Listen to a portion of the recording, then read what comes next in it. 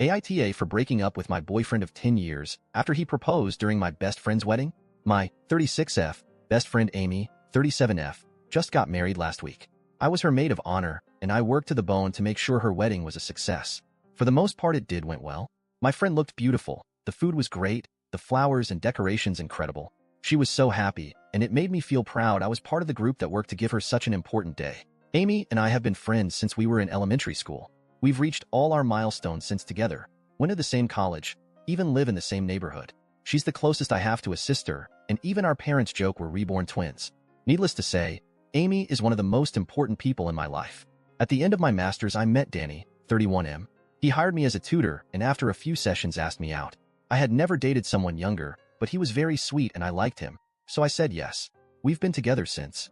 He had an older brother, Bobby, 39M, who was introduced to Amy in a house party I hosted a few years later.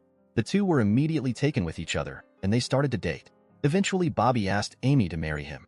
During the wedding preparation, Danny casually mentioned how it would be a cute idea to propose during his brother's wedding. Bobby agreed, but both Amy and I immediately shut it down. I told Danny I found that kind of thing tacky. A person's wedding is a special day for them, and tainting it with stealing the attention was just wrong. After that, they stopped talking about it, so we kept going with the preparations. At the wedding reception, Bobby suddenly stopped the music to make an announcement. He said the day was very special as he was marrying the love of his life, and kept singing praises to Amy. I thought it was a cute gesture, so I just moved to sit on my chair to listen to the speech. Then Bobby said a sentence that made me dread what was coming. And now the day is more special thanks to my brother's announcement. Suddenly, Danny was in front of me, kneeling with a box. Amy was in tears and ran out. I screamed at Danny, telling him he was a jerk, and went after Amy. At first, she was angry at me, think I was involved in it. So were the other bridesmaids. Thankfully, one of the girls had seen me call out Danny and told the others about it. I told Amy I would never do this to her. We hugged, and we all got out of the venue to Amy's suite. We found out later through the men's mother that Bobby gave Danny permission without speaking to Amy about it. I called Danny that same night to tell him we were through, and I wanted him out of my apartment by the end of the week. I sent my mom to pick up my dog and parrot, just to make sure he didn't do anything to them or take them with him.